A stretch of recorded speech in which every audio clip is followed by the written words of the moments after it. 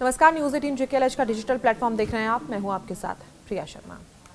UAE के राष्ट्रपति शेख मोहम्मद बिन जायद अल नहयान, उनकी भारत की अचानक और बेहद छोटी करीब 3 घंटे की यात्रा महज एक औपचारिक कूटनीतिक शिष्टाचार नहीं मानी जा रही। इस विजिट ने न सिर्फ भारत यूएई रिश्तों को गहराई को उजागर किया है, बल्कि दक्षिण एशिया की रणनीतिक राजनीति में एक बड़ा संदेश भी छोड़ दिया।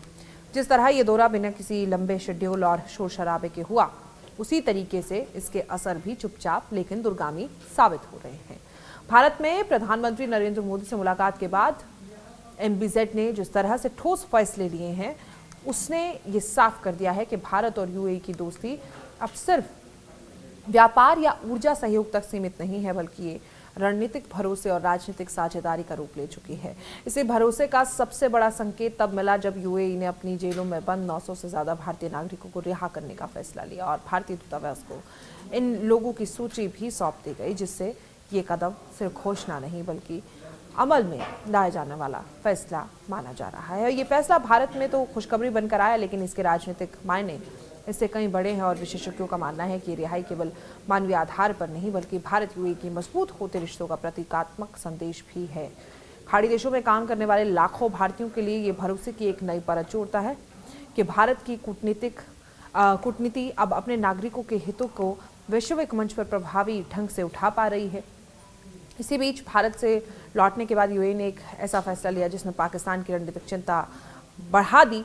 दरअसल पाकिस्तान की प्रतिष्ठित न्यूज़ आउटलेट एक्सप्रेस ट्रिब्यून की रिपोर्ट के मुताबिक यूएई ने इस्लामाबाद इंटरनेशनल एयरपोर्ट के संचालन से जुड़ा सौदा रद्द कर दिया है।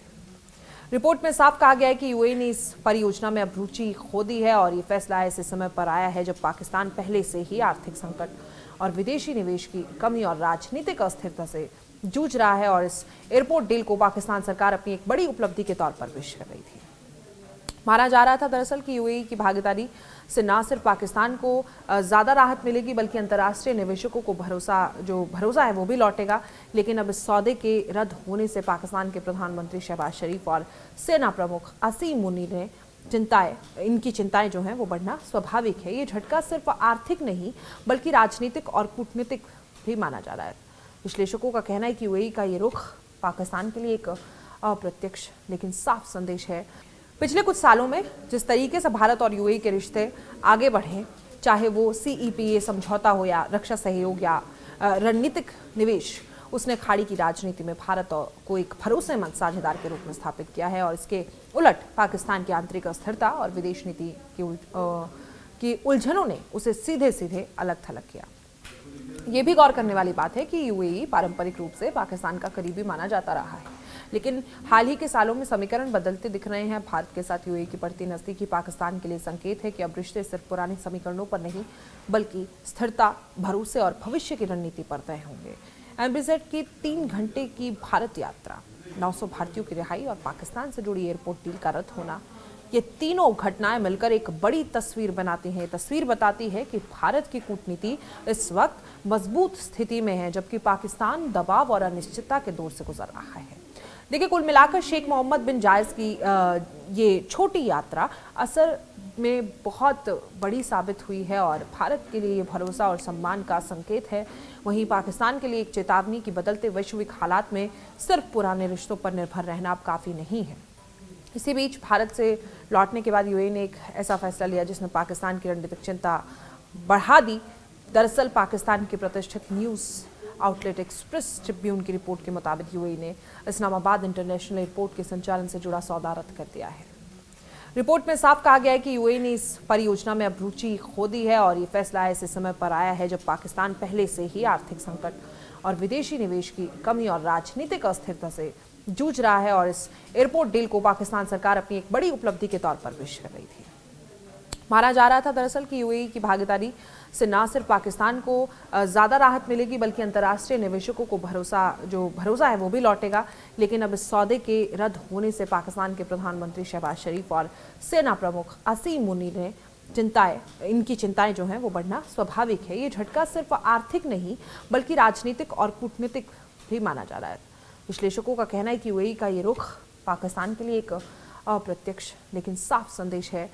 पिछले कुछ सालों में जिस तरीके से भारत और यूएई के रिश्ते आगे बढ़े, चाहे वो CEPA समझौता हो या रक्षा सहयोग या रणनीतिक निवेश, उसने खाड़ी की राजनीति में भारत को एक भरोसेमंद साझेदार के रूप में स्थापित किया है और इसके उलट पाकिस्तान की आंतरिक अस्थिरता और विदेश नीति की उलझनों ने उसे सीधे सीधे अलग थलग किया। ये भी गौर करने वाली बात है कि UAE पारंपरिक रूप से पाकिस्तान का करीबी माना जाता रहा है, लेकिन हाल ही के सालों में समीकरण बदलते दिख रहे हैं। भारत के साथ UAE की बढ़ती नजदीकी पाकिस्तान के लिए संकेत है कि अब रिश्ते सिर्फ पुराने समीकरणों पर नहीं बल्कि स्थिरता, भरोसे और भविष्य की रणनीति पर तय होंगे।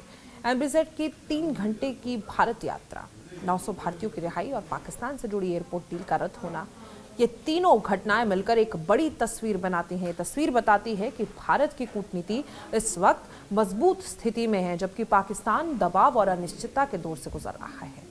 देखिए, कुल मिलाकर शेख मोहम्मद बिन जायद की ये छोटी यात्रा असल में बहुत बड़ी साबित हुई है और भारत के लिए ये भरोसा और सम्मान का संकेत है। वहीं पाकिस्तान के लिए एक चेतावनी कि बदलते वैश्विक हालात में सिर्फ पुराने रिश्तों पर निर्भर रहना अब काफ़ी नहीं है। आने वाले दिनों में ये देखना अहम होगा कि पाकिस्तान इस झटके के बाद अपनी रणनीति में क्या बदलाव करता है और भारत UAE की ये नज़दीकी दक्षिण एशिया की राजनीति को किस दिशा में ले जाती है। से तमाम खबरों की अपडेट्स के लिए आप हमारे चैनल को सब्सक्राइब करें। आपको ये खबर कैसी लगी कमेंट बॉक्स में ज़रूर बताएं। फिलहाल के लिए मुझे दीजिए इजाज़त।